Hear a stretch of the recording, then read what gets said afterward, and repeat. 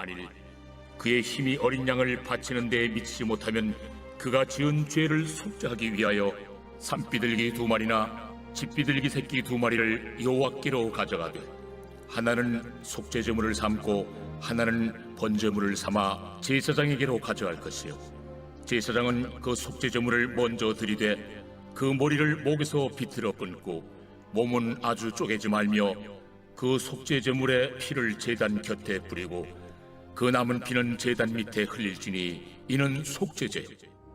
그 다음 것은 규례대로 번제를 드릴지니 제사장이 그의 잘못을 위하여 속죄한즉 그가 사함을 받으리라. 만일 그의 손이 산비둘기 2마리나 집비둘기 2마리에도 미치지 못하면 그의 범죄로 말미암아 고운 가루 10분의 1 에바를 예물로 가져다가 속죄제물로 드리되 이는 속죄제인즉 그 위에 기름을 붓지 말며 유향을 놓지 말고 그것을 제사장에게로 가져갈 것이요 제사장은 그것을 기념물로 한 구물 가져다가 제단이 여호와의 화제물 위에서 불사를 지니 이는 속죄제라. 제사장이 그가 이 중에서 하나를 범하여 얻은 허물을 위하여 속죄한즉 그가 사함을 받으리라. 그 나머지는 소제물같이 제사장에게 돌릴지니라. 하나님은 참 좋으신 하나님이십니다. 우리 모두에게 속죄할 기회를 주시는 좋으신 하나님이 나의 구주, 나의 하나님이십니다. 7절에 보니까 만일 그의 힘이 어린 양을 바치는 데 미치지 못하면 그가 지은 죄를 속하기 위하여 산비둘기 2마리나 집비둘기 새끼 2마리를 여호와께로 가져가되 하나는 속죄 제물로 삼고 하나는 번제물로 삼아. 여기 번제가 무엇입니까? 번제는 불로 태워 하나님께 올려드리는 그 향기를 올려드리는 그런 제사예요. 그러므로 이 번제는 어떤 의미냐? 하나님께 영광, 하나님 찬양, 이걸 나타내는 제사가 바로 번제입니다. 궁극적으로 속건제는 이렇게 번제가 되어야 하는 것입니다. 모든 제사의 목표는 하나님께 영광을 돌리는 거예요. 하나님 찬양하는 데 목적이 있는 것입니다. 그러므로 속건제의 목적은 번제에 있다, 이렇게 말씀드릴 수 있는 것입니다. 그러나 참다운 번제는 속죄제가 먼저 있어야 합니다. 그러니까 오늘 본문에도 보니까 속죄 제물을 삼고 다른 하나는 번제물을 삼아라, 이렇게 되어 있어요. 다시 말하면 속죄제는 번제를 드리기 위한 그런 길을 닦는 그런 제물이라, 그렇게 말씀드릴 수 있는 것입니다. 죄를 속하지 않으면 어느 누구도 하나님 앞에 나갈 수 없어요. 또 죄를 속하지 않은 제물을 하나님이 기뻐 받으시지도 않는 것입니다. 그러므로 하나님의 거룩한 영광에 참여하기를 원한다면 우리는 늘 먼저 하나님 앞에 회개하는 심령을 가져야 할 줄 믿습니다. 우리 예수님도 천국 복음을 전하기 전에 회개하라, 천국이 가까웠느니라 하지 않으셨습니까? 천국은 어떤 자가 들어가느냐? 회개하는 자가 들어가는 곳이 천국이에요. 여러분, 그러므로 우리는 하나님의 거룩한 영광에 참여하기를 원한다면 회개하는 심령 달라고 하나님께 늘 간구하는 우리 모두가 되시기를 바랍니다. 이제 비둘기를 속죄물로 삼아 번제를 드리는데 8절에 보니까 머리를 목에서 비틀어 끊고 몸은 아주 쪼개지 말라. 9절에 보니까 그 제물의 피를 제단 곁에 뿌리고 그 남은 피를 단 밑에 흘려라.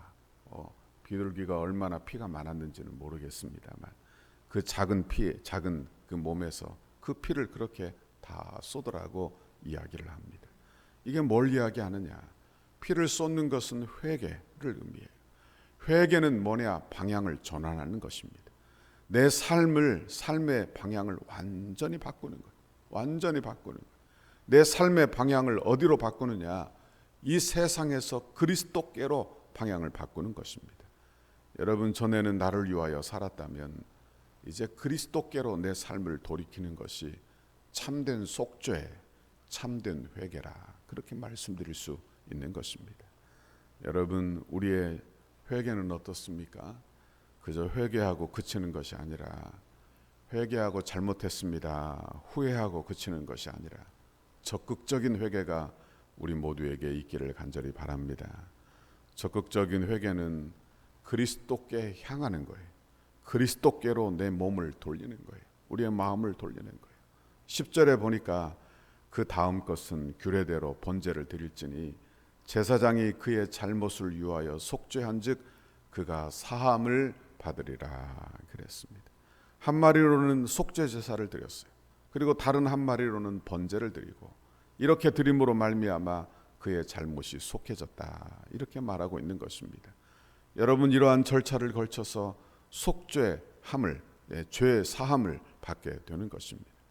번제는 하나님께 영광과 찬송을 드리는 행위예요. 여러분 이러한 속죄 제사가 걸어가야 될 그런 길이 어떤 길인지 우리는 깨닫게 되는 것입니다.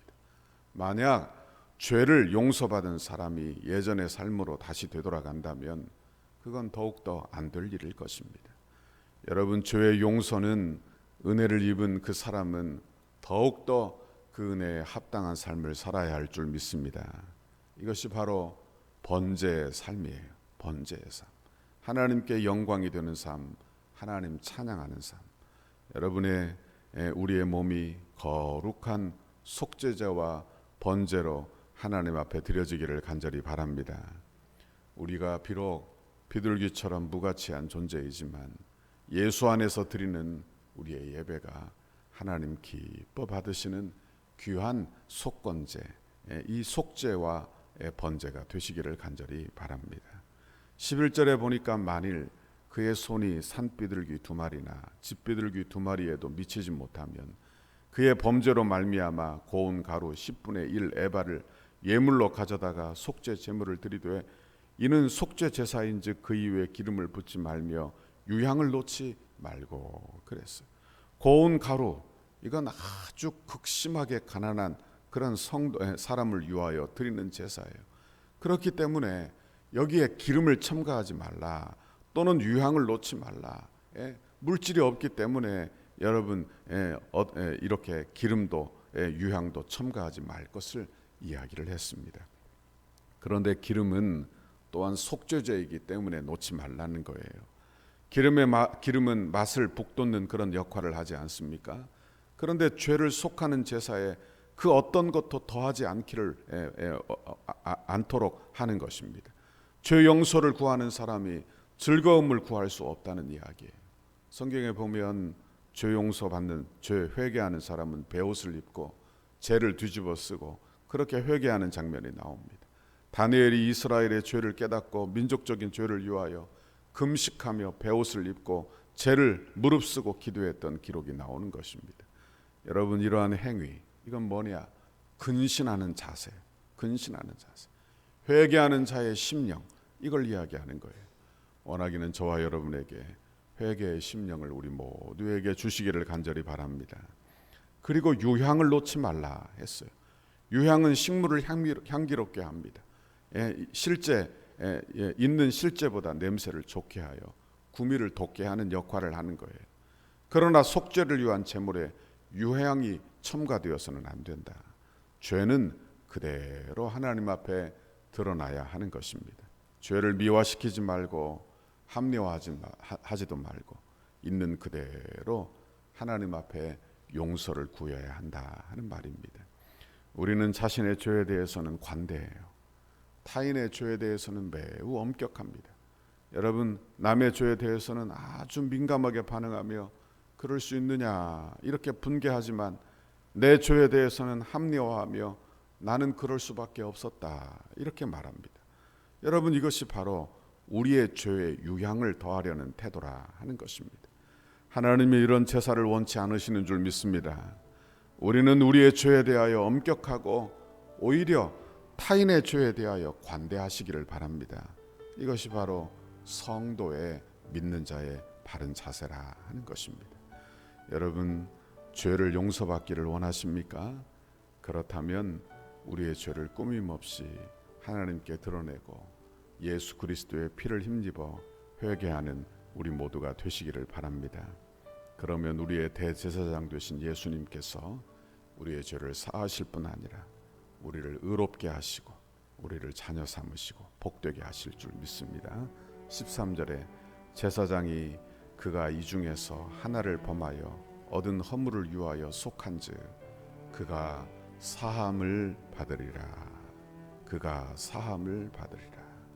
원하기는 저와 여러분에게도 이런 귀한 은혜를 우리 모두에게 주시기를 바랍니다. 이런 귀한 은혜를 달라고 오늘도 간구하고 기도하는 이 새벽 되시기를 주님의 이름으로 축원합니다. 기도하겠습니다.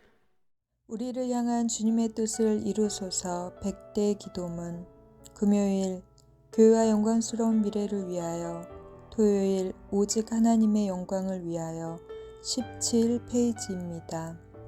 독서교회를 통하여 수많은 영혼이 주님 앞에 돌아와 우리 함께 기쁨으로 예배하고 그리스도의 신실한 제자들로 훈련되고 장성하여 민족을 치료하는 지도자로 재생산되게 하옵소서. 독서교회를 통하여 한국의 정치, 경제, 사회, 문화, 교육, 국방 다음 세대, 가정의 모든 영역에서 주님의 소망을 나타내는 도구로 사용하옵소서. 덕수의 영적 부흥을 선도하고 나라와 민족을 섬기며 축복의 통로로 쓰임받는 덕서교회 되게 하옵소서. 물질 숭배와 각종 우상 숭배를 척결하고 덕수와 남양주의 모든 교회와 아름답게 동역하여 하나님의 나라를 굳건히 세워가는 덕서교회 되게 하옵소서. 탐욕과 무절제함, 음란과 부정, 우상과 이단으로 얼룩진 남양주의 영적 오염을 거룩하게 정화하는 덕서교회가 되게 하옵소서. 덕서교회를 통해 이 지역이 은혜의 땅이 되게 하시고 동방의 예루살렘이 되게 하옵소서.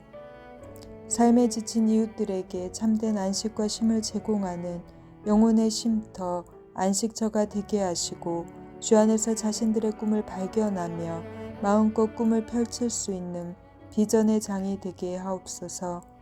건축이 진행되는 동안 더 많은 새가족을 보내어 주셔서 영적 부흥과 외적 부흥을 경험하게 하시고 복음 전파의 열정이 살아나 이웃과 지역을 섬기는 교회 되게 하옵소서. 건축 기간의 다양한 은사와 잠재력, 섬김과 봉사, 헌신의 일꾼들을 많이 보내주시고 건축 이후에도 수많은 주의 일꾼들이 배출되어 지역과 이웃을 섬기는 교회 되게 하옵소서. 새롭게 세워질 건물을 통해 통일시대를 준비하며 다음 세대를 세우고 많은 불신자들에게 복음을 전하는 생명의 공동체로 세워지게 하옵소서. 덕서교회가 다음 세대를 주의 품으로 인도하는 전진 기지가 되게 하시고 이곳에서 세워지는 다음 세대들이 하나님을 아버지로 시인하며 예수님을 구주로 인정하는 신앙의 고백이 세워지게 하옵소서. 덕서교회 건축과 가정이 한국교회 건축의 아름다운 모델이 되어 덕서교회가 이 지역의 랜드마크가 되게 하옵소서.